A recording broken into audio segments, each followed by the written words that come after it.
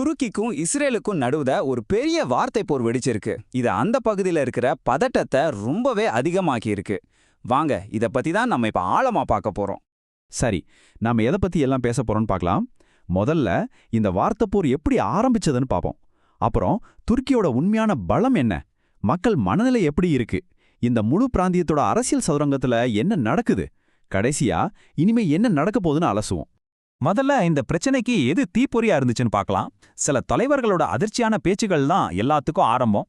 பாருங்க, துருக்கி அதிபர் எர்டோகன் என்ன சொல்றாருன்னு, பாகிஸ்தான் மட்டும் இடையில வராம இருந்திருந்தா இஸ்ரேலுக்கு அதோட இடத்த காட்டியிருப்போம், லிபியாக்குள்ளேயும் கராபாக்குள்ளேயும் போன மாதிரி இஸ்ரேலுக்குள்ளேயும் எங்களால போக முடியும்னு ஒரு நேரடி மிரட்டலே விடுத்திருக்கார்.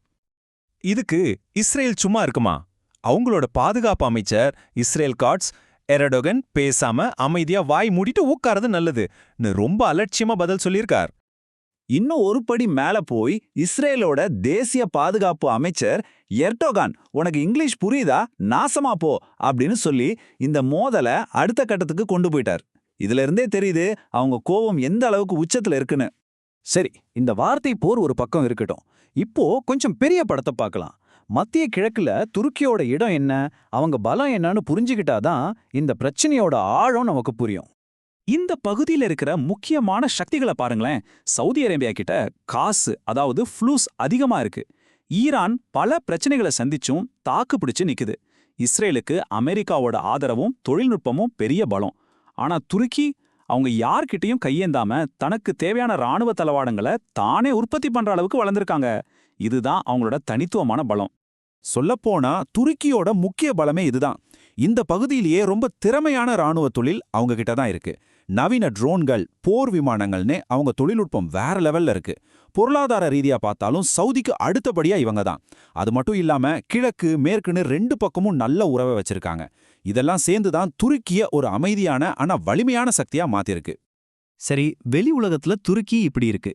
ஆனா நாட்டுக்குள்ள என்ன நிலைமை, அங்க இருக்கிற மக்களோட மனநிலை, அரசாங்கத்தோட முடிவுகளை எப்படி பாதிக்குதுன்னு இப்ப பார்க்கலாம்.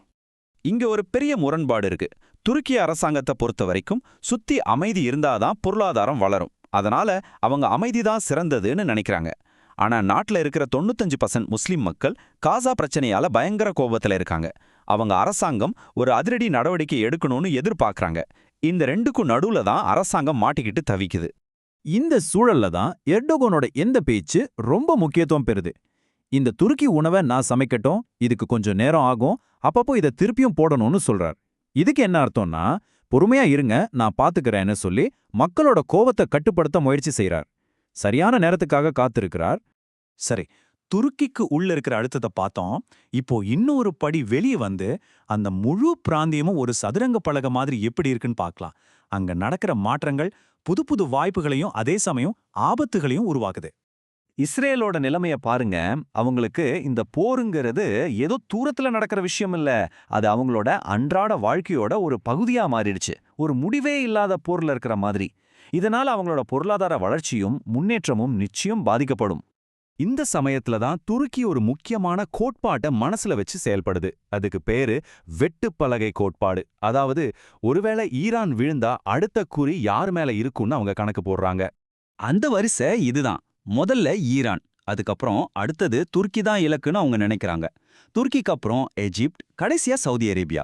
இப்படி ஒண்ணுக்கொன்னா எல்லா சக்திகளையும் காலி பண்ணிடுவாங்கன்னு ஒரு கணக்கு.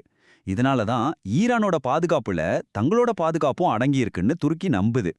எவ்வளவு விஷயங்கள் நடந்துட்டு இருக்கு. அப்போ முக்கியமான கேள்வி என்னன்னா, துருக்கி உண்மையிலே என்னதான் செய்ய போகுது? அவங்களோட அடுத்த மூவ் என்னவா இருக்கும்? நெருக்கடி முத்தி போனா ஒருவேளை லெபனானுக்காக எர்டோகன் இஸ்ரேலோட நேரடி போருக்கு போவாரா? இது நடக்காதுன்னு தோணலாம். ஆனா இப்போ இதுவும் ஒரு சாத்தியக்கூறா மாறி இருக்கு. ஆனா நேரடியா போர்ல இறங்குறதுக்கு பதிலா துருக்கி வேற ஒரு உத்தியை கையாளலாம். அதாவது, இஸ்ரேலை சுத்தி இருக்கிற சிரியா, லெபனான் போன்ற நாடுகளோட இறையாண்மைக்கு ஆதரவு கொடுக்கிறது. இதன் மூலமா அந்த பகுதிகளில் இஸ்ரேலோட செல்வாக்க குறைச்சி அவங்கள கட்டுக்குள்ள வைக்க முயற்சி பண்ணலாம். ஆனா துருக்கி மட்டும் இந்த ஆட்டத்துல தனியா இல்ல. சுத்தி இருக்கிற மத்தவங்களும் இதையெல்லாம் கவனிச்சிட்டு தான் இருக்காங்க. பாரசீக சிங்கம், அதாவது ஈரான், இன்னும் கம்பீரமா நிக்குது. லெபனானிய தேள் விடாம எதிர்த்து போராடிட்டு இருக்கு. சவுதி பருந்து உயரத்திலிருந்து அமைதியா வேடிக்கை பாக்குது. எகிப்திய ஸ்பிங்ஸ் நைல் நதிக்கரையில பொறுமையா காத்துட்டு இருக்கு. ஒவ்வொருத்தரும் அவங்கவங்க நகர்வுக்காக காத்துட்டு இருக்காங்க. அதனால இப்போதைக்கு துருக்கி நேரடி தாக்குதல் எதையும் நடத்தல. சிவப்பு தலைப்பாகை அணிந்த வீரர்கள் தங்களோட தாக்குதலை நிறுத்தி வச்சிருக்காங்க. ஒரு சரியான தருணத்துக்காக அவங்க காத்திருக்காங்கன்னு தான் தோணுது. ஆனா ஒரு விஷயம் மட்டும் நிச்சயம், அவங்களோட விரல்கள் துப்பாக்கியோட விசைய அழுத்துறதுக்கு முன்னாடி இருந்ததை விட இப்போ ரொம்ப பக்கத்துல இருக்கு. ஈரான், லெபனான், அப்புறம் நாட்டுக்குள்ளேயே இருக்கிற எதிர்ப்புன்னு எல்லா பக்கத்துல இருந்தும் இஸ்ரேலுக்கு அழுத்தம் அதிகரிச்சுட்டே இருக்கு. இனிமேலும் அமைதியா இருக்க முடியாத ஒரு பிராந்தியத்தை இஸ்ரேல் எப்படி சமாளிக்க போகுது? இதிலிருந்து நாம தெரிஞ்சுக்க வேண்டியது ஒண்ணுதான். இஸ்ரேல் கடுமையான அழுத்தத்துல இருக்கு. இதனால அந்த முழு பிராந்தியத்தோட எதிர்காலமே ஒரு கத்தி முனையில தொங்கிட்டு இருக்கு.